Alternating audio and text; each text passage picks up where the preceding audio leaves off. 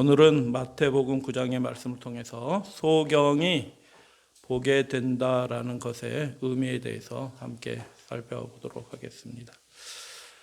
구약 성경에서 하나님만이 하실 수 있는 일들에 대해서 여러 가지로 이렇게 설명이 되어 있는, 예언되어 있는 말씀들이 있는데, 하나님만이 하실 수 있는 일들을 설명하면서 종종 어떤 이야기가 들어있냐면 소경을 보게 하시고라는 구절들이 하나님, 여호와 하나님이 하시는 일로 구약 성경 여러 군데 언약의 말씀을 통해서 기록이 되어 있어요. 누가 하신다고요? 보게 하시는 분은 하나님이시다라고 말씀하시는 구절, 언약의 구절을 통해서 그런 말씀들이 많이 있어요. 그래서 오늘은 마태복음 9장에 예수님 앞으로 나온 소경의 이야기를 통하여 보게 된다라는 것에 어떤 의미가 있는지 살펴보도록 하겠습니다. 9장에는 여러 가지 사건들이 있고요. 이제 후반부에 소경을 고치시는 장면 27절에서 31절 말씀 나눕니다. 맹인이 따라왔고, 이야기는 단순합니다. 우리 마태복음을 읽다 보니까 이제 좀 패턴을 좀 이해하게 되었어요.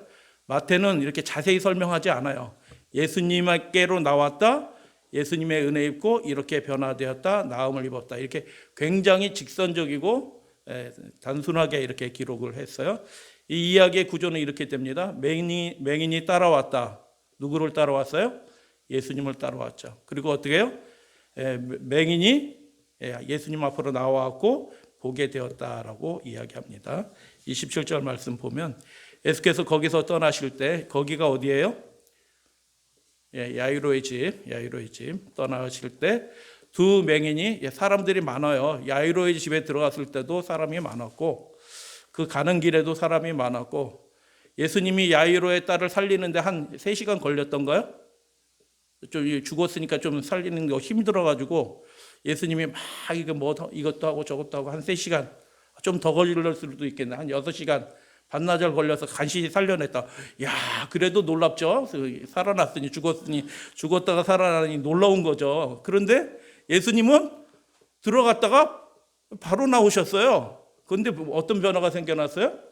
죽었던 아이가 생겨. 야, 예수님은 참. 그래서 예수님을 만나게 되면 그 변화가 단순간에 현격한 변화들이 일어난다라는 이야기들이 마태 이야기의 사실 특징이에요. 아주 단순하게 기록해 놨죠. 맹인 이야기도 그래서 단순합니다. 다른 복음서에 비교되어 있지만, 예수께서 떠나가실 때, 그 야이로의 집에서 떠나가실 때 두 맹인이 서로 의지하면서 따라왔던 것 같아요. 그죠?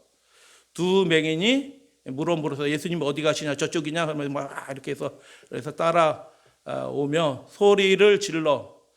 예수님의 걸음을 앞지를 수는 없어요. 소경이 사람들의 걸음을. 그죠?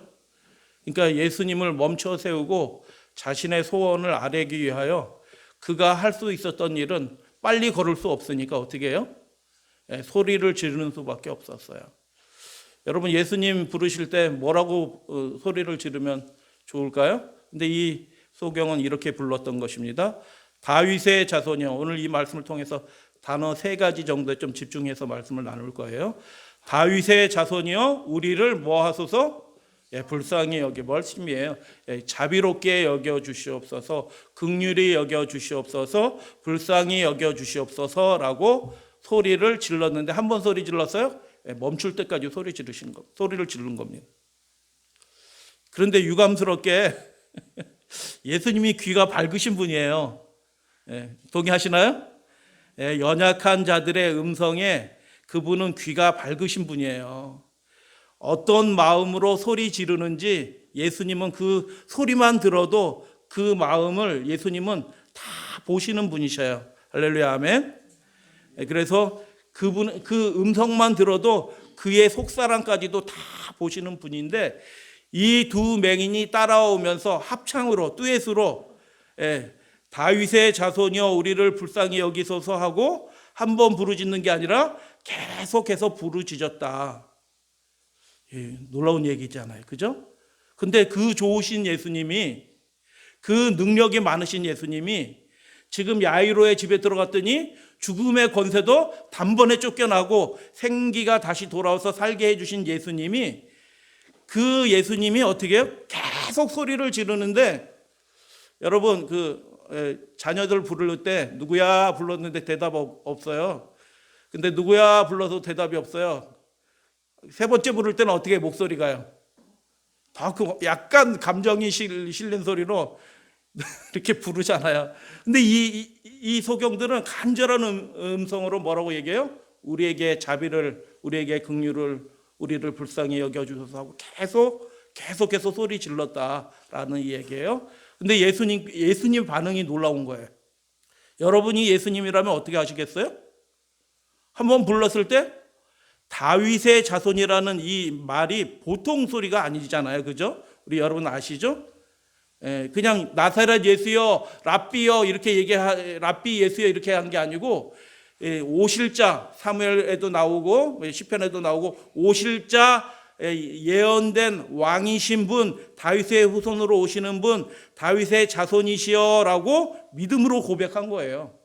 선지자가 아니고요. 당신은 하나님의 아들 메시아입니다라고 그렇게 고백을 한 거예요. 그렇게 부른 거예요. 나사렛 예수여 이렇게 부르지 않고 다윗의 자손이시여 하면은 누가 돌아보겠어요? 여러분 누가 가는데 다윗의 자손이시여 하면 여러분이 돌아볼 거예요? 아니 우리 돌아보면 안 돼. 우리 부르는 거 아니거든요. 우리 부르는 게 아니란 말이에요. 거기에 수많은 사람들이 있지만 다윗의 자손이시여 이렇게 하면은 나 불렀어요? 이렇게 얘기할 사람이 있어요? 없어요? 아무도 없어요. 나 불렀어요 할 사람이. 거기에 그 부름에 응답할 수 있는 사람은 누구밖에 없어요? 예수님밖에 없어요. 근데 예수님이 어떻게 하셔요?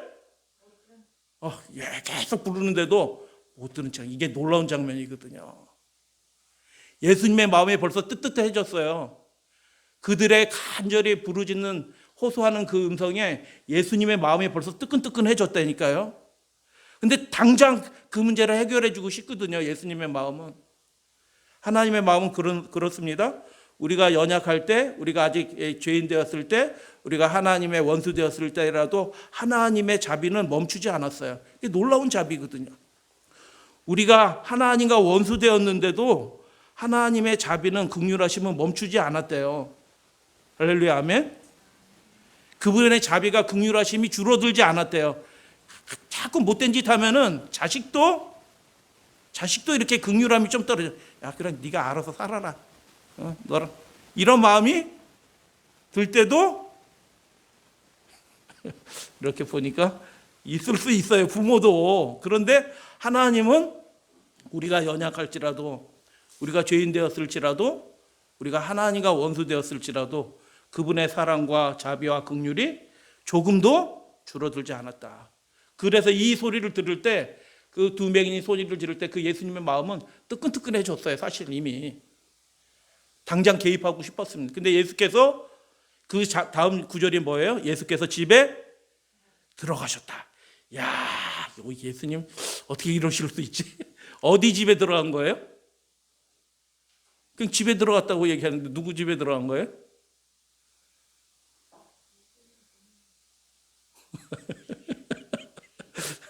그 가버나움에 계실 때 자주 거했던 곳이 베드로의 집이에요. 예루살렘에 올라왔을 때는 누구의 집? 나사로의 집, 마리와 마르다의 집. 거기에 자주 거하기를 좋아했고, 가버나움 그쪽 갈릴리에 있을 때는 주로 이렇게 거처하던 곳이 베드로의 집이었어요. 아마도 베드로의 집일 것이다라고 생각이 들어요. 아무 표시도 없어요. 근데 같은 지역에 바로 옆에 옆집 정도 될 거예요. 들어가심에 맹인들이 어떻게 했다고요? 맹인들이 포기하지 않은 겁니다. 여러분 구원받는 믿음에는 특징이 있는 것 같아요. 하나님이 만나주시는 사람에게는 특징이 있는 것 같아요. 그분의 자비하심을 믿고 그분이 분명히 만나주실 것을 믿고 어떻게 해요? 그분이 안 들어주시는 것처럼 보여도 어떻게 해요? 계속해서 주님 앞으로 나오는 겁니다. 그렇게 하시게 되길 바랍니다. 우리의 기도가 내 삶에 하나님의 직접적인 어떤 임재와 개입이 아직 안 일어난 것처럼 보일지라도 하나님은 반드시 내 기도를 들으시고 내 형편을 아시는 하나님이 우리를 불쌍히 여기고 긍휼히 여겨주시고 자비가 많으신 우리 주님이 반드시 만나주실 것이다라는 우리 믿음을 가지시고, 이 그게 믿음인 것 같아요. 그게 믿음, 그죠? 그 믿음을 가지고 예수님 앞에 중간에 오다가 포기하지 말고 끝까지 나오시면 예수님께서 분명히 만나 주신다. 그래서 이 장면에서 우리가 몇 가지를 좀 볼 수 있어요. 예수께서 이르시되 내가 능히, 두 번째 우리가 살펴볼 것은, 첫 번째는 불쌍히 여긴다는 거고요. 두 번째는 능히라는 것입니다. 능히. 할 줄을 믿느냐? 대답하되 주여 그러하오이다 하니. 그 두 소경이 눈은 감겼지만 믿음이 있어요. 야, 그러니까 눈뜬 소경보다 어떻게 된 거예요? 눈뜬 소경보다 눈 감긴 믿음 있는 사람이 오히려 예수님 만나기가 훨씬 믿음 있는 사람이 좋다라는 것을 보게 돼요. 첫 번째, 들어가셨다. 응답이 되지 않는 것처럼 보였어요. 하나님이 내 삶에서 모습을 감춘 것처럼 보일 때도 있어요. 많이 힘듭니다. 내 상황은 굉장히 힘든데 하나님이 아무런 소리도 들려주지 않는 것처럼 보일 때도 있어요. 그러나 하나님은 여전히 나를 주목하고 계신다. 두 번째는 능히라는 말이 디나미오, 죄송합니다. 디나미오, 능력할 때라는 그 능이에요. 능력할 때, 두나미스, 능력할 때 그 능이에요. 소경 고치는 거는 누구의 능력이라고요? 제가 구약 성경 다 찾아보지는 않았어요. 한 구절 이제 찾아볼 거예요. 근데 소경 고치는 것은 누구의 능력이라고요? 구약 성경에서 하나님만 하시는 것으로 그렇게 되어 있어요. 구약 성경에 소경 나은 사람이 있어요? 없어요. 예언된 그분이 그렇게 하실 것이다라고 예언해 놓으신 거예요. 하나님만 보게 하실 수 있어요. 근데 이 사람이 예수님 앞에 나와서 뭐라고 얘기해요? 내가 능히 너희들을 눈 감긴 것을 고칠 줄, 보게 해줄 줄 너희가 믿느냐라고 물어보니까 주여 우리가 그렇게 하실 줄 믿습니다. 이게 무슨 뜻이에요? 당신은 하나님의 아들이시잖아요. 오실 자 그리스도시잖아요. 당신은 하실 수 있습니다라고 그렇게 믿음을 고백한 것입니다. 그런 능력을 가진 사람으로 존재로 나를 믿느냐라는 것입니다. 전혀 다른 능력. 그럼 우리가 죽어도 살려주실 분이에요, 하나님은. 그죠? 그렇기 때문에 우리가 이 세상에 살지만 이 세상에 굴복하지 않고 이 세상과 타협하지도 않고 이 세상 유혹에 우리를 내어 맡기지도 않아요. 왜냐하면 하나님이 당신의 사랑하는 백성들을 끝까지 온전하게 지킬 능력을 가지고 계신, 전혀 다른 능력으로, 신기한 방법으로, 놀라운 방법으로 하나님을 백성을 지키실 것을 우리가 믿기 때문에 그렇게 하는 것입니다. 그 특별한 능력을 가진 존재로 우리가 예수님을 믿느냐. 예수님을, 제가 청년 시절 때 예수님은 좋은 분, 하나님 계시다, 요거 두 가지 결론으로 학생 청년 시절을 보냈던 것 같아요. 하나님 계시다, 예수님 좋은 분. 근데 그분은 나랑 아무 상관이 없어. 그분이 내 죄를 사하실 권세를 가지고 계신 분, 내 죄 문제를 완전히 끝내실 수 있는 분이라고 저는 조금도 생각하지 않았어요. 그냥 예수님 좋은 분, 사랑이 많으신 분, 좋은 분. 그렇기 때문에 내 죄의 문제를 그분께 고한 적이 있어요? 스스로 막 고민하고 나의 연약함을 막 스스로 씨름하고 개선하려고 노력을 많이 했지만 그렇게 하면 할수록 어떻게 해야 돼요? 힘들어. 속 사람이 막 힘들어. 겉은 멀쩡해요. 막 가면, 교회 가면 아주 명랑해가지고 막 기타도 치고 노래도 부르고 창도 전도회 하면 뭐 일주일 내내 학생인데도 나와서 전도지 돌리고 다니고 방문하러 다니고 막 아주 밝어. 근데 속 사람은 어떻게 해요? 해결되지 못한 문제 때문에 막 눌려 있는 거예요. 하나님이, 예수님이 그런 능력을, 권세를 가지신 분이라는 것을 조금도 생각하지 않았던 것입니다. 그러니까 구하지 않아요, 그것을. 근데 이 소경은 예수님 앞에 나와요. 그런 능력을 가지고 계신 분이라고 확신하기 때문에 예수님 앞에 끝까지 나와서 그것을 구하는 겁니다. 그분만이 할 수 있는 그것을 구한 것입니다. 할렐루야, 아멘. 예수님께 우리가 구할 때 위대한 것을 좀 구하면 좋을 것 같아요. 사람이 하지 못할 것을 구하면 좋을 것 같아요. 하나님만이 하실 수 있는 것을 우리가 구하게 되면 그 하나님이 하실 수 있는 것들이 뭘까라는 것을 생각해 보시고 그것들을 구하면 하나님이 기뻐하시고 그 믿음에 응답하시고 하나님이 그 일들을 행하실 것이다라는 것입니다. 세 번째, 이게 할 줄 이렇게 돼 있는데 이게 이제 그 원래 말은 행할 줄 이런 뜻이에요. 뭐 그게 그 뜻이죠. 할 줄이나 행할 줄이나 똑같은 얘기인데 이 일을 행할 줄을 믿느냐? 행한다라는 거거든요. 행한다. 예수님은 행하실 수 있는 분이에요. 근데 놀라운 것을 행하실 수 있는 분인데 행한다라는 말이 무슨 뜻이냐면 열매란 뜻인다. 열매 맺다라는 것과 동의어라는 거 우리가 배우셨죠? 우리 산상수훈할 때 행위와 열매가 동의어예요. 한 단어예요. 한 단어. 근데 어쩔 때는 열매로 번역이 되고 어쩔 때는 행위로 번역이 되고 행하다라는 걸로 번역이 돼요. 동사도 똑같고 명사형도 똑같아요. 두 이중 의미가 있어요. 이 일을 행할 줄을 믿느냐라고 얘기하는데 행하다라는 말은 무슨 뜻이에요? 열매 맺게 한다는 뜻이에요. 쉽게 얘기하면 뭐예요? 결과를 낼 줄, 그렇게 변화를 일으킬 줄 내가 믿느냐라는 것입니다. 우리의 삶의 그 완전한 변화, 보는 거하고 보지 않는 거하고 거꾸로 됐네. 보지 못하는 거하고 보는 거하고 좀 차이가 좀 있나요? 완전한 차이가 있나요? 완전히 다른 것입니다. 예수님 만나기 전과 예수님 만나기 후는 완전히 달라요. 어둠과 빛이 다른 것처럼 소경이었던 것과 소경이 아닌 것, 눈 보는 것과는 완전히 다른 거예요. 하나님만이 그 결과, 열매, 행위, 진정한, 우리는 막 수고해도요, 행하기는 행해. 근데 열매, 결과, 결실이 생겨요? 어쩔 때는 안 생기는 때도 있어요. 이게 놀라운 일이거든요. 하나님께만 행하는 것과 결과가 같은 동의어예요. 우리는 열심히 행하더라도 결과가 생겨요, 안 생겨요? 어쩔 때는 안 생겨요. 제 속사람이 그렇게 투쟁했는데 그게 안 되더라고요. 수고했는데 이렇게 결심도 하고 이렇게 해보고 막 이렇게 했는데 안 돼. 근데 하나님이 행하시는 건 어떻게 해요? 반드시 결실, 열매, 결과, 완전한 변화가 생겨난다는 것입니다. 할렐루야, 아멘. 그러니까 여러분, 하나님이 하실 수 있는 큰 일들을 생각해 보시고 그 일들을 내 삶에 완전한 변화로 일으켜 주시기를 기도하면 좋을 것 같아요. 하나님만이 그 결과를, 결실을 맺게 하시는 분이에요. 그래서 고린도전서 3장 유명한 구절이죠. 아볼로가 뭐냐?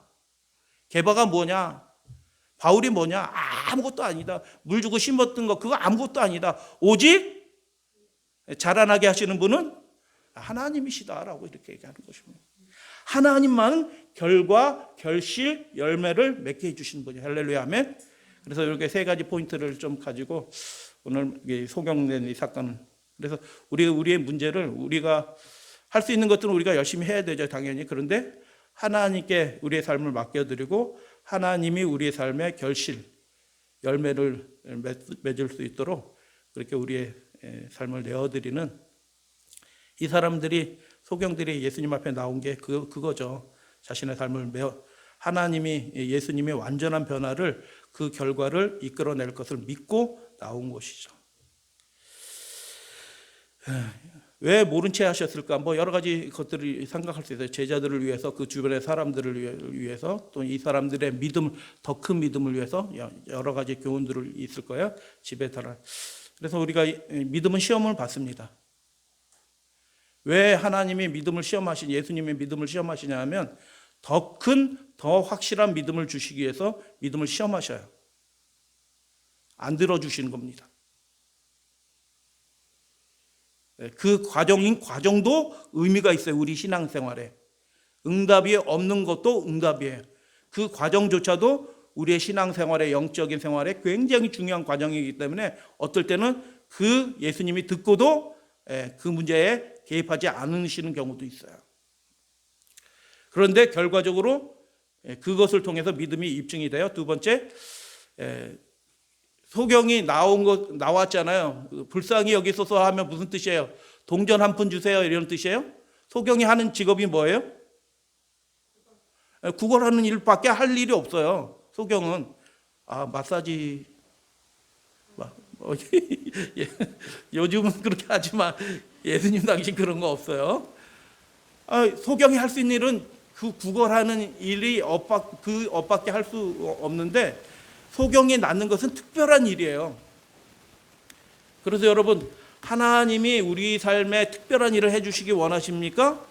그러면은 특별한 믿음을 예수님이 요구하시는 거예요. 우리의 신뢰가, 우리의 확신이 특별해지기를 원하시는 거예요. 그때까지 예수님이 어떻게 해요? 기다려 주시는 거예요. 어디 안 가셔요, 예수님? 만나기 위해서 기다려 주시는 거예요. 그 특별한 믿음을 갖고 포기하지 않고 나오길 때까지 기다려 주시는 것입니다. 이 마지막 시대 우리가 나라들을 이길 거예요. 초국적인 이 세상 권세를 그 모든 사람들에게 다 짐승에 펴고 다 이렇게 따르지 않으면 죽게까지 하는 그 법령이 내리고 강제하고 이렇게 하는데 그것을 그 믿음의 사람들이 이길 거거든요. 그 믿음이 보통 믿음이에요? 특별한 믿음 같이 보여요? 특별한 상황이고요. 특별한 믿음이에요. 그 믿음을 우리가 갖게 되기를 원하시는 것입니다. 지금이 그런 때예요. 소경은 보게 해달라고 요청한 것으로 보여요. 마태는 아주 이야기를 아주 간략하게 줄여요. 그래서 그 중간 이야기들이 다 생략이 됐어요. 근데 들어가서 왜 왔냐 이렇게 물어보니까 뭐예요? 예수님 보게 해 주시옵소서 이렇게 분명히 얘기했어요. 그런데 왜 내가 그 정도 됐으면 믿음이 확인됐어요? 안 됐어요? 확인됐지. 벌써 부르짖음이 다르잖아요. 나사렛 예수가 아니고 다윗의 자손 예수여 이렇게 불렀으면 이미 다 믿음이 입증이 됐어요. 끝까지 쫓아왔잖아요. 됐어요. 충분히 입증이 됐는데 예수님은 또 물어보셔요. 뭐라고 물어봐요? 내가 능히 드나미스 이 일을 행할 줄을 너희가 믿느냐? 이렇게 물으셨어요. 왜 물으셨어요? 몇 가지 이유들이 있을 것 같아요. 그죠? 근데 우리가 이 부분에서 하나 생각할 점은 우리가 입술로 시인하는 게 그렇게 중요해요. 하나님 앞과 사람들 앞에서 이전에는 그런 내 생에 그런 변화들이 한 번도 생긴 적이 없어요. 한 번도 내가 본 적도 없고 그렇게 행한 적도 없어요. 그런데 어떻게 해요? 하나님이시면은 내 인생에 지금까지 한 번도 되지 않은 일일지라도 하나님이시면 그 일을 행하실 수 있습니다라고 우리가 우리의 입술을 열어서 고백하고 시인하는 일이 굉장히 중요해요. 주를 시인을 하는 자마다 뭐 할 거라고요? 바울이 로마서 10장에서 구원을 얻을 거라고 얘기하잖아요. 주를 고백하고 시인하는 게 그렇게 해서 중요한 거예요. 예수님 믿어라는 얘기가 아니고 절망적인 상황이고 나를 도울 사람이 아무도 없는 것처럼 보이고 내 인생이 그냥 그 주저앉는 것처럼 보일지라도 변화가 없을 여태까지 아무런 변화가 없는 것처럼 보여도 하나님은 내 삶을 완전히 다르게 하실 수 있다 라는 것을 내가 포기하지. 나를 바라보면 에휴, 이렇게 살다가 죽지. 이게 불신이잖아요. 그죠? 하나님 앞에는 불신이에요. 하나님은 새롭게 하실 수 있는데 나 이렇게 살다 죽지 라는 생각이 얼뜻 들 수도 있어요. 실패할 때 사소한 일에 걸려 넘어질 때 내가 또 이런 일에 걸려 넘어졌구나 하고 자괴감이 들면서 자기를 바라볼 수가 있어요. 근데 자기를 바라보는 건 믿음이 아니에요. 근본적으로 우리에게 긍휼이 많으신 우리를 여전히 불쌍히 여겨주시는 하나님을 바라보고 그분의 능력을 바라보고 우리 입술로 시인하고 고백하는 일이 굉장히 중요합니다. 교회에 오셨을 때 기도하실 때 그 하나님을 시인하고 하나님은 제 삶의 주인이십니다. 하나님은 여전히 저의 삶을 더 아름답고 새롭게 하실 수 있습니다라고 고백하는 여러분들 되시길, 그게 믿음의 가장 중요한 요소 중에 하나예요. 그렇게 되시기를 주님의 이름으로 축복합니다. 다윗의 자손이라는 말, 내가 내 몸에서 내 씨를 내 뒤에 세워, 이게 중요한 말씀이에요. 사무엘하 7장 다윗에게 하신 말씀이잖아요. 그의 나라를 견고하게 하리라. 여러분, 우리 가정이 견고해지려면 어떻게 해야 돼요? 그분의 씨, 하나님이 약속해 준 그 씨, 하나님의 아들 다윗의 자손이 우리 가정을 통치해야 되는 겁니다. 그래야지 우리 가정이 견고하게 될 겁니다. 그것을 고백해야 됩니다. 하나님, 오늘 하루의 삶의 주인이 되어 주시옵소서. 주님이 오늘 내 하루의 일과의 지도자 되어 주시고 왕이 되어 주십시오. 내 집, 여기서 집일 때 집이 하우스예요? 성경에서 집, 나라는 중의적인 의미가 있어요. 집은 사람이에요. 그 집에 속한 모든, 그래서 영어로 번역할 때 하우스홀 이렇게 번역하는 경우들이 많이 있어요. 그 집에 속한 종들까지 포함한 모든 권속, 그게 집이에요. 한 단어로 얘기하면. 그러니까 그 집 사람과 내 나라도 뭐 추상적인 나라 개념이 아니고 그 백성이란 뜻이에요. 백성. 그러니까 하나님이 우리 가정의 각 사람을, 그리고 우리 가정을 영원히 보존되게 하실 분은 누구셔요? 하나님이십니다. 근데 우리 인생은 어리석어가지고 끊임없이 자기가 자기 가정을 세우고 자기를 세우려고 하려고 해요. 그게 이제 동양 유교의 타락한 유교 윤리잖아요. 입신, 양명. 입신, 자기 몸을 세운대요. 자기 가정을 세운대요. 누가 세운다는 거예요? 수신제가 치국평천하 해가지고 자기가 세운다는 거잖아요. 자기가 하는 거예요. 자기가. 내 성경은 누가 한다고요? 능력이 많으신 분, 완전히 새로운 것을 이루실 수 있는 분, 진짜 결실을 맺게 해주시는 분, 하나님이 하신다라고 그렇게 말씀하시는 것입니다. 그래서 우리가 예수님을 다윗의 자손이여라고 부른다는 것은 무슨 뜻이에요? 하나님이 내 가정과 우리 가정에 속한 모든 사람들과 내가 하는 모든 일가들 가운데서 그것들을 완전히 새롭게 하시고 우리 가정을, 자녀들을 그렇게 보존하실 수 있는 분은 하나님밖에 없습니다. 라고 부르짖는 것입니다. 그러니까 요 한마디 말에 이게 다 들어가 있는 거예요. 그죠? 예수님 할 때 우리 예수님이 구주란 뜻이니까 그 말씀 안에 다 들어가 있어요. 근데 이제 불쌍히 여기 있어서 어떻게 영원히 보존되는가? 하나님이 어떻게 통치하신대요? 왕이신 그분이 그분의 자비로 통치하신다. 이게 참 놀라운 겁니다. 왕인데 왕도 까탈스러운 왕이 되면요 힘들어요. 그죠? 우리 김효성 장로님처럼 이렇게 너그러우신 분이 교장 선생님 하시면 학교가 은혜가 넘치지만 까탈스러운 분이 교장 선생님 하면은 교사도 힘들고 학생들도 힘들고 그렇게 되잖아요. 그죠? 그죠, 선생님? 예, 그러잖아요, 보통. 그래서 굉장히 중요해요. 근데 왕이신 분이, 이 예언된 왕은 어떻게 통치하신다고요? 불쌍히 여기소서라고 얘기했어요. 그분은 자비로 통치하시는 분이에요. 그들의 연약함을 돌아보시는 분이에요. 긍휼하심이 많으신 분이에요. 그렇게 통치하신다. 그러니까 이 한마디 말에 다 들어가 있는 것입니다. 그들에 대한 믿음의 고백과 시인과 하나님이 어떤 분이신다는 그 믿음에 대한 그 모든 일이 이 한 줄에 사실 다 들어가 있어요. 그러니까 예수님이 마음이 뜨끈뜨끈해진 겁니다. 이미. 시편 42편이 직접적으로 관련된 말씀이에요. 다 같이 한번 봉독하겠습니다. 시작. 내 영혼아, 내가 어찌하여 낙심하며 어찌하여 내 속에서 불안해하는가? 너는 하나님께 소망을 두라. 나는 그가 나타나 도우심으로 말미암아 내 하나님을 여전히 찬송하리로다. 이게 42편 맨 마지막 절이거든요. 맨 마지막 절. 어찌하여 낙심하는가? 다윗도 어떻게 해요? 좀 일이 계속 힘들면 어떻게 해요? 육신이라 잠깐 낙심할 수 있어요. 그런데 어떻게 해요? 계속 낙심하지 말고 어떻게 해요? 우리의 눈을 들어 하나님을 바라봐. 하나님께 소망을 두라. 하나님이 하실 일이 있다.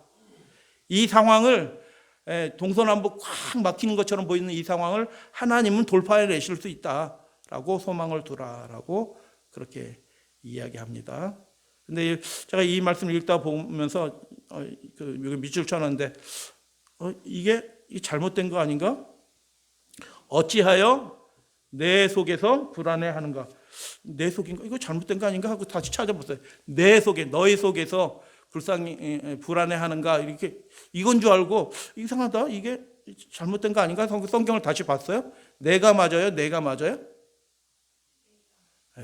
하나님 안에서 네가 왜 불안해하는가? 이런 뜻이에요.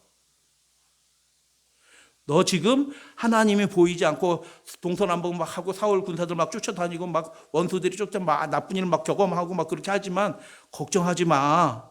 너는 누구 안에 있어? 내 안에 있어. 이런 뜻이에요.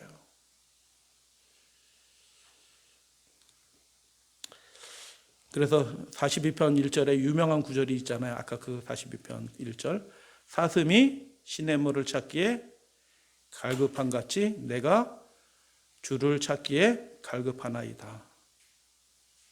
갈급한 겁니다. 하나님의 구원이, 하나님의 도우심이, 하나님의 새롭게 하심이 너무너무 다윗은 갈급한 겁니다. 그런데 이 구절을, 이 다윗의 자손이라는 이 구절을 통해서 이 소경도 그래서요, 그냥 구걸하는 소경이 있고요, 믿음 있는 소경이 있어요. 야, 다윗의 자손이요 우리를 불쌍히 여기소서라는 이 말에 그가 하나님을 갈급하는 그 마음이 다 묻어나온 겁니다. 예수를 다윗의 자손으로 주로 믿는 사람들에게 이런 특별한 갈급함들이 생기고 하나님이 만나주시고 구원하심을 받게 될 것입니다. 내가 능히 이 일을 행할 줄 믿느냐라고 그렇게 말씀하셨어요. 전혀 다른 능력이에요. 두나미스, 권능자라는 뜻이에요. 권능자. 우리는 안 되지만 하나님은 여전히 하실 수 있어요. 사도행전 10장 38절에 보면 하나님이 나사렛 예수에게 성령과 능력을 기름 붓듯이 하였으며 그 능력이에요. 능히 할 때 저가 두루 다니시며 선한 일을 행하시고 마귀에게 눌린 모든 자를 어떻게 하셨다고요? 고치시는 겁니다. 이는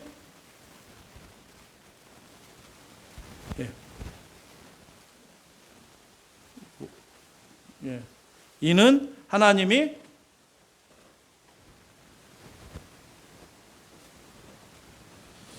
함께 하셨음이라라고 그렇게 말씀하셨어요. 여러분, 우리에게 능력이 나타난대요. 성령의 역사가 일어난대요. 어떻게 하면 이런 일이 벌어진다고요? 하나님이 함께 하실 때. 이 말은 다른 말로 무슨 뜻이라고요? 우리가 하나님과 뭐 할 때? 동행할 때. 하나님 앞으로 나아올 때, 주님 앞에 나아올 때 이런 능력과 성령의 역사들이 일어나게 된다. 할렐루야, 아멘. 이 일들이 능히 이루어지려고 하면은 우리의 삶에 특별한 것들이 있는데 그것이 뭐냐면 하나님과 함께 동행하셔야 되는 겁니다. 하나님과 함께 살기를 기뻐하고 하나님은 내 삶의 주인으로 초청하셔야 되는 것입니다. 사도들이 큰 권능으로 주 예수의 부활을 뭐하였다? 증거하였다. 그러니까 예수님을 증거하려면요, 우리 지혜의 말로 하는 것이 아니고 입술의 말로 하는 것이 아니고 권능으로 하는 거예요. 권능. 성령의 능력으로 하는 거예요. 그러니까 예수님과 함께 하지 않고 그게 안 나가는 거예요. 그러니까 우리의 삶에 반드시 있어야 될 일이 뭐냐면 예수님과 함께 동행하는 일들이 있어야 되는 것입니다. 사도행전 6장에 보면 스데반이 은혜와 권능이 충만하여.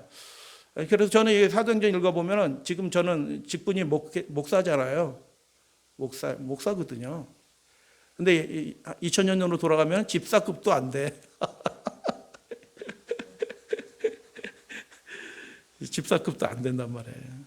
그러니까 우리에게 결핍된 게 무엇인지 우리가 확실하게 좀 하나님의 말씀을 보면서 좀 느끼면서 갈급함을 가지고 그 하나님의 성령과 그분의 능력에 대한 갈급함을 가지고 예수님과 완전히 찰싹 달라붙어서 그분의 은혜의 능력과 성령의 능력을 우리가 경험하면 좋겠다라는 생각이 들어요.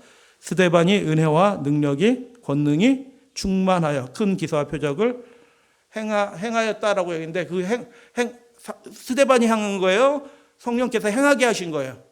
행하게 하신 것입니다. 어떻게 스데반은 그렇게 할 수 있었을까요? 빌립이 어떻게 그렇게 할 수 있었을까요? 8장에 이는 하나님과 함께 하였습니다. 예수님 앞에 나오셔야 되는 것입니다. 고린도전서 4장 바울의 고백입니다. 다 같이 읽겠습니다. 시작. 하나님의 나라는 말에 있지 아니하고 능력에 있습니다. 제가 어디 방문을 그랬는데 그분이 이 말씀을 딱 얘기하시더라고요. 느껴지더라고요. 아무것도 없는데 그 허 벌판에 대학이 세워졌어. 그 한 사람 때문에. 그분이 저희 노인교회 성도님들 모시고 갔는데 그분이 이 성경절을 얘기하면서 하나님의 나라는 말에 있지 않고 능력에 있습니다. 이렇게 얘기하더라고요.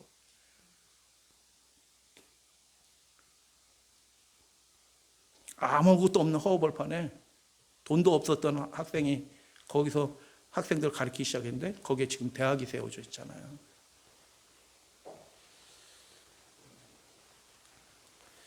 예수께서 그들의 눈을 만지시며, 예수님 병 고치는 방식들이 좀씩 달라요. 근데 소경 고치실 때는 특별한 행동을 더 하시기도 하시는 것 같아요.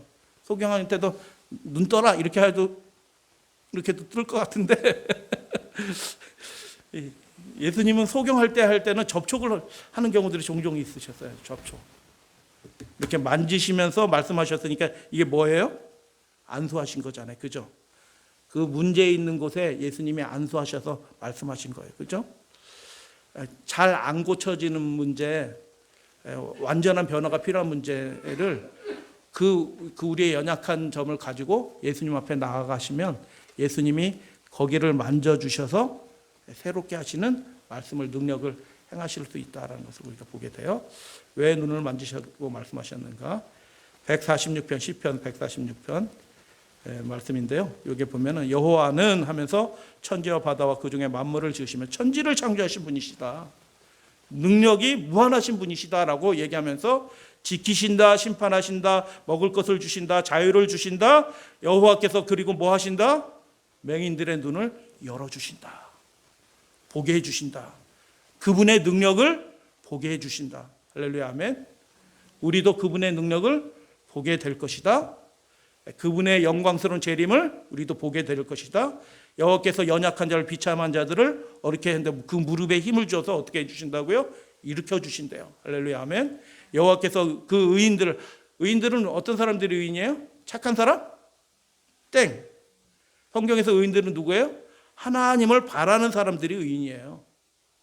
그들을 어떻게 하신다고요? 사랑하신대요. 할렐루야, 아멘. 근데 요 맹인들의 눈을 여시며라는 것을 시편에서 구절이 참 은혜스럽게 되어 있는데 요게 선지서로 넘어가면은 의미들이 더 추가가 돼요. 특별한 의미들이 부과됩니다.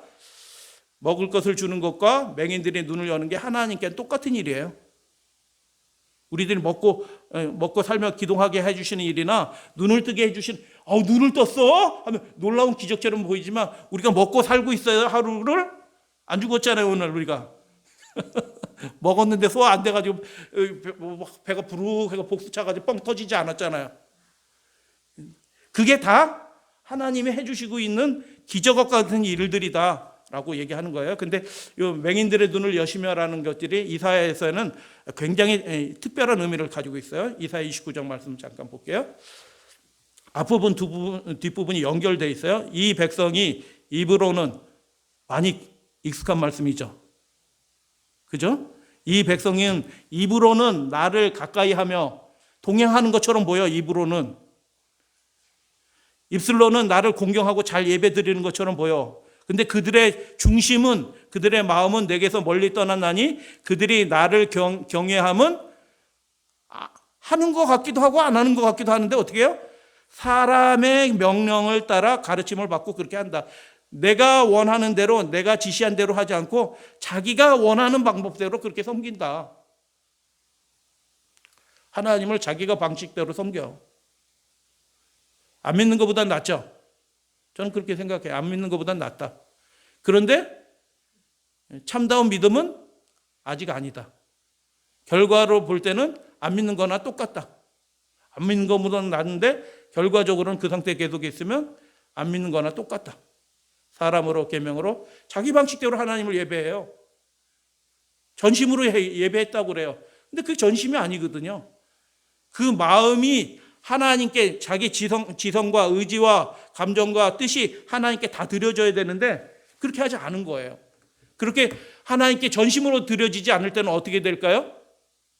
이게 무서운 말씀이에요. 사실은 예수님이 계속 인용해서 말씀하시 이사야 말이 오늘 너희 귀에 응하였다라고 하면서 말씀도 여러 차례 하시잖아요. 총명이 가려지리라 이렇게 얘기하는 겁니다. 총명이 가려져요. 이사야 5장에 보면 율법 두루마리를 싸매라 봉함하라 이렇게 얘기해요. 그 날에 근데 예수님을 믿고 그 하나님을 사랑하는 사람 바라는 사람들은 어떻게 되면 그 날에 못 듣는 사람이 귀머거리가 못 듣는 사람이 책의 말을 그 율법의 말씀을 들을 것이며 어둡고 캄캄한 데서 맹인이 그 눈이 볼 것이며 뭘 본다는 거예요? 그 육신적인 눈이 떡 떠서 본다는 뜻이에요? 이 말씀이? 배경이 그게 아니잖아요. 그죠? 하나님의 진정한 뜻이 무엇인지 보고 그 말씀에 따라서 우리의 삶이 완전히 달라진 그분의 음성을 듣고 그분을 바라보는 그런 사람이 될 것이다 라는 얘기예요. 근데 하나님을 잘 믿노라고 얘기하는 그 유대인들이 지금 어떤 상태라고요? 듣기는 들어도 순종하지 않고요. 자기가 본다고 얘기하는데 맹인된 상태에 있는 것입니다. 그래서 율법을 읽어도 말씀을 아무리 읽고 정말 줄줄줄줄 암송까지 하는데 어떻게 해요? 그 말씀이 내게 무엇을 원하는지 하나님이 어떤 분인지 아무런 뭐가 없어요? 깨달음이 없는 겁니다. 그래서 이 맹인 되었다라는 얘기는 육신적인 맹인의 의미보다 이 선지서에서는 다른 의미들이 들어가 있네요.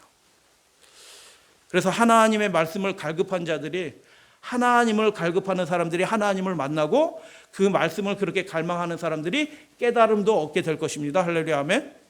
그러니까 여러분 교회 오실 때 자기 성경 가지고 다시나요? 저는 그걸 당부드려요. 자기 성경 가져와가지고 동그라미 치세요. 거기에 능히에다 동그라미 쳐놓고 불쌍히 여기 있어서 동그라미 쳐놓고 어떻게 해요? 그게 핵심 단어거든요. 예수님이 말씀하실 때. 하겠느냐 할 때 행하겠다. 이렇게 또 열매 써놓고 포예요 열매 이렇게 써놓고 그렇게 하셔야 돼요. 그래서 다음에 읽을 때 어떻게 해요? 그 말씀을 읽을 때 이게 그 말씀이었지 하고 다시 한번 자신의 삶을 돌이켜보고 하나님만이 우리의 삶에 결과를 내실 수 있지. 내가 하나님 잘 믿어야지. 자기 성경 가지고 다니시고 뭐도 가지고 다니시기를 권하면 볼펜도 가지고 다니시는데 그것도 동그라미 좀 치셔요. 동그라미 친다고 벌금 내지는 않아요. 그래서 하나님의 말씀을 그렇게 갈급하는 사람들이 그 하나님의 음성을 어떻게 된다고요? 듣는 겁니다. 말씀한다니까요. 꿈으로 말씀하시는지 그냥 멀쩡히 가다가도 음성 들리든지 아니면 다른 사람을 통해서 말씀을 들려주시든지 듣게 되고요. 하나님의 영광을 보고 하나님이 어떤 분인지 알게 되는 것입니다. 맹인의 눈이 보게 될 것이다. 이사야 8장에 관계된 얘기입니다. 이사야 곽께서 하나님은 내가 성소가 될 것이고 이스라엘 두 집에 내가 걸림돌과 걸려 넘어지는 반석이 될 것이라고 말씀하셨습니다. 왜 구원의 반석이 되어야 할 하나님이 걸림돌과 걸려 넘어지는 반석이 됩니까? 그들이 하나님의 사자들을 거절하고 들포도를 맺었기 때문입니다. 즉 그들은 증거의 말씀과 율법에 순종하기를 거절하였습니다. 이것이 악한 포도원 농부들이 새를 내기를 거절하는 그런 모습입니다. 그들에게 환난과 흑암과 고통과 흑암뿐이게 된 것은 이사야에 나오고 역대하에도 나와요. 그들에게 힘이 없어서 그런 게 아니에요. 그들이 능력이 없어서 그렇게 된 것이 아니라 이사야 8장 20절 말씀대로 마땅히 행할 그 율법과 증거의 말씀을 어떻게 했다고요? 따르지 않았기 때문에 그렇게 되었다라는 것입니다. 반석이 되어야 될 분이 걸림돌과 넘어지는 반석이 되었습니다. 걸림돌이 되었습니다라고 얘기해요. 그래서 너는 증거의 말씀을 싸매며 율법을 내 제자들 가운데서 봉함하라라고 말씀하신 것입니다. 하나님 말씀 읽어도요, 교회 가서 예배 드려도요, 아무런 변화가 없어요. 왜 변화가 없어요? 하나님을 바라지 않아요. 하나님이 그 일을 행하실 줄 믿지 않아요.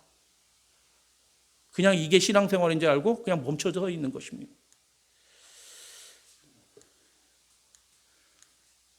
순종하려 하지 않았기 때문에 사람의 계명에 따라 이렇게 믿는 게 뭐 나쁜 건 아니야. 사람의 계명에 따라 살려고 했기 때문에 그들에게 아무런 변화가 없는 것입니다. 말씀을 읽어도 깨달음이 없어요. 지식으로는 자꾸 뭔가 쌓여지는 것처럼 보이는데 삶을 결정적으로 변화시키는 그 빛이 임하지 않은 것입니다. 그래서 예수님이 오셔서 그 당시 종교인들에게 그 말씀을 하신 거예요. 하나님의 말씀을 읽어도 깨닫지 못했고 들어도 지혜를 얻지 못하게 되었은 것입니다. 눈을 만지시고 말씀하셨어요. 그들에게 주를 보려는 믿음이 있었어요. 그들을 치료하신 것입니다. 너희 믿음대로 되라 하시니 그들의 눈이 즉시로 밝아진지라. 할렐루야 아멘. 예수께서 엄히 경고하시되 삼가 아무에게도 알리지 말라 하셨으나 그들이 나가서 예수의 소문을 그 온 땅에 퍼뜨리니라. 앞에 구절하고 똑같은 장면이 나오잖아요. 예수님의 소문이 전하지 말라고 얘기했는데 부모한테 말하지 마시오 이렇게 얘기했는데 어떻게 해요? 소문되잖아요. 온 땅에 퍼뜨리니라 라고 얘기했어요. 소경들은 보지 못했으나 그분이, 그 전능하신 분이 그들 앞에 계시다는 것을 믿었습니다. 할렐루야 아멘. 여러분 우리가 안식일마다 모여서 예배를 드리는데 그 전능하신 분이 이 성전의 성령을 통해서 계시다라는 것을 믿으시고 하나님 앞에 계시다는 것을 믿으시고 하나님이 사람이 할 수 없는 그것들을 내 삶에 어떤 것들을 능히 행하실 수, 결실을 맺게 하실 수 있는 분이라는 것을 믿고 고백하시는 여러분들 되시길 바랍니다. 이전과 전혀 다른 삶을 살게 해주실 수 있다. 그래서 저희들이 그래도 여기까지 있는 이유가 뭐예요? 그렇게 굽이굽이 우리를 인도해 주셔서 완전히 다른 삶을 살도록 우리를 초청해 주시고 그렇게 결과를 낸 결과가 지금 우리가 주님 앞에 있는 것입니다. 이것이 이사야 말씀으로 다시 돌아가면 포도나무를 하나님이 심으셨대요. 기름진 산에 땅을 파서 돌을 제하고 극산품 포도나무를 심으셨대요. 왜요? 우리의 삶에 아름다운 것들이 맺어지게 되기를 원하시기 때문에 하나님이 그렇게 수고하신 것입니다. 하나님이 일하십니다. 소경이 본다는 것의 의미는 그래서 우리가 뭡니까? 잠깐 살펴봤어요. 그 하나님을 우리가 알고 경험하게 된다라는 뜻입니다. 주여 내가 믿나이다 라는 고백이 우리의 고백이 되기를 원합니다. 그들이 예수님 만나러 왔다. 예수님 만나고 나가서 뭐 했다? 그들이 예수의 소문을 온 땅에 퍼뜨렸다 라고 얘기합니다. 한 사람의 우리 재림 교인이 된 한 청년의 얘기 들려드려요. 지금은 한 30대 중반 40대 정도 됐을 것 같아요. 러시아 사람들이 샤샤라는 이름이 많아요. 내 이름은 샤샤입니다. 운동하는 아이였어요. 역도하는 아이, 러시아 역도. 역도 선수들은 키는 작은데 몸이 이렇게 땅땅하잖아요. 혈관이 막 튀어나오잖아요. 심장이 막 해가지고 순간적으로 막 쫙 하면 그냥 150kg, 200kg로 확 들잖아요. 어머니가 재림교인이 됐네요. 어머니가 재림교인이 됐어요. 근데 예전 러시아 교회 뭐 지금도 뭐 그렇게 좋은 교회들은 많지 않아요. 러시아에. 교회에 한전히 호소해가지고 야 같이 한번 교회 가달라. 엄마가 그렇게 부르는 음성이 누구의 음성이에요? 하나님이 불러주시는 음성, 선지자의 음성인데 육신의 엄마로 보이는 거야. 믿음이 없으니까 싫다고 막 이렇게 안 간다고 그러는데 엄마가 막 울면서 얘기하니까 교회를 가준 거야. 한번 딱 가졌는데 가보니까 교회가 반지하에 있는데 바퀴벌레가 막 나와. 이야 형편없는 교회. 외관상으로 이야 바퀴벌레가 나오는데 그 교회에 특별한 게 뭐가 있어요? 바퀴벌레가 특별해요? 성도님들이 따뜻하게 환영해 주는 거예요. 따뜻하게 환영해 준다고 당장 교회 다니나요? 안 다녀요. 그래도 한번 나가줬다가 또 안 가. 그러니까 엄마가 네가 안 가면 나도 안 간다. 다음에 얼마큼 좀 있다가 네가 안 가면 나도 안 간다. 막 나도 이제 교회 그만 다닐란다. 막 이렇게 얘기하니까 어머니가 교회 그만 다니겠다는 뜻이에요. 같이 가달라는 얘기예요. 그러니까 하는 수 없이 또 한번 가주네. 그런데 가끔은 운동복도 입고 가는 거예요. 자기 운동선수니까. 운동복 입고 갔는데 사람들이 이 교회를 오는데 운동복 입고 자식 저 젊은 녀석이 눈치도 없고 저거 이렇게 실컷 이렇게 봐도 한 번씩 이렇게 보면 어떻게 해요? 한마디 한 번 눈빛에 모든 게 다 들어갔어요. 다윗의 자손이여 나를 불쌍히 여기소서, 이렇게 모든 게 다 구약 뭐 다 들어 있었잖아요. 그런 것처럼 눈빛 한 번 이렇게 봐도 다 느껴지는 거예요. 그런데 어떻게 해요? 그 교회는 뭐 건물도 대단하고 하는데 잘 왔어요. 같이 예배기 드리게 해서 기뻐요. 그러니까 이 청년이 이제 교회를 다니게 됐는데, 내가 계속해서 그렇게 고백하는 거예요. 내가 계속해서 교회 나간 것은 교리 때문이 아니라 내가 거기서 발견한 사랑과 따뜻함 때문에 교회 다니게 됐다. 교회 건물이 멋지지 않았다. 바퀴벌레도 나온다. 그런데 교회를 다니게 된 것은 불쌍히 여기소서라고 얘기했잖아요. 하나님의 모습이거든요. 긍휼이 많으신, 자비가 많으신 그 모습이 우리 가운데 나타나게 될 때 성령과 능력도 같이 나타나게 되는 거예요. 할렐루야, 아멘. 그렇게 되면 좋겠습니다. 제가 교회에서 제일 못하는 사람이 저예요. 목사. 목표가 있거든요. 저는 표대를 향하여, 목사의 구호는 그거예요. 그렇기 때문에 표대를 향하여 막 안 따라오려고 하고 막 뒤에서 어그적 대고 뭐 이렇게 해요. 표대를 향하여 갑시다 하고 빨리 오세요 하고 이렇게 되기가 쉽거든요. 그런데 그렇게 하지 말고 같이 손잡고 긍휼함과 자비하심과 불쌍히 여김으로 그렇게 나아가자. 그런데 이게 이 운동선수였는데 이렇게 운동을 너무 무리 하다 보니까 눈에 혈관이 터졌나 봐요. 치료받으러 가는데 뭐 이렇게 잘못해가지고 이렇게 꼬맸는데 집에 와서 절대로 만지지 말라는데 가려워가지고 한번 만졌는데 눈이 더 터져가지고 뭐 아무것도 안 보이는 거예요. 그래서 뭐 기어가듯이 해가지고 병원에 갔는데 어떻게 해요? 그 의사가 8,000번 안과 수술을 하신 전문 의사래요. 8,000번. 그러니까 그분이 딱 보시더니 이제 보지 못하게 됩니다. 보지 못할 겁니다. 이렇게 딱 선언을 한 거예요. 못 봅니다, 이제. 그러니까 이제 돌아오면서 더듬더듬 하면서 돌아오면서 내가 20살밖에 안 됐는데 장님이 되게 생겼네.